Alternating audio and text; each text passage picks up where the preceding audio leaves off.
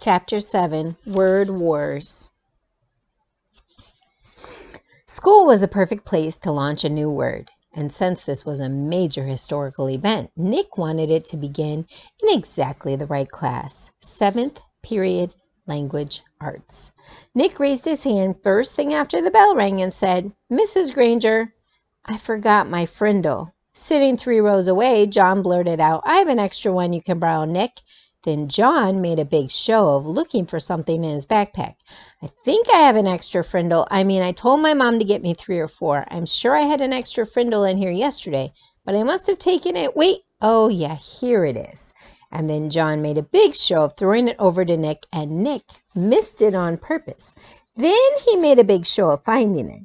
Mrs. Granger and every kid in the class got the message loud and clear. That black plastic thing that Nick borrowed from John had a funny name, a different name, a new name, Frindle. There was a lot of giggling, but Mrs. Granger turned up the power in her eyes and swept the room into silence. And the rest of the class went by according to plan, her plan. As everyone was leaving after class, Mrs. Granger said, "Nicholas, I'd like to have a word with you," and she emphasized the word word. Nick's mouth felt dry and he gulped, but his mind stayed clear. He walked up to her desk. "Yes, Mrs. Granger." "It's a funny idea, Nicholas, but I will not have my class disrupted again. Is that clear?" Her eyes were lit up, but it was mostly light, not much heat.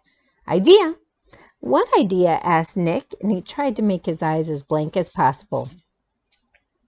"You know what I mean, Nicholas. I am talking about the performance that you and John gave at the start of class.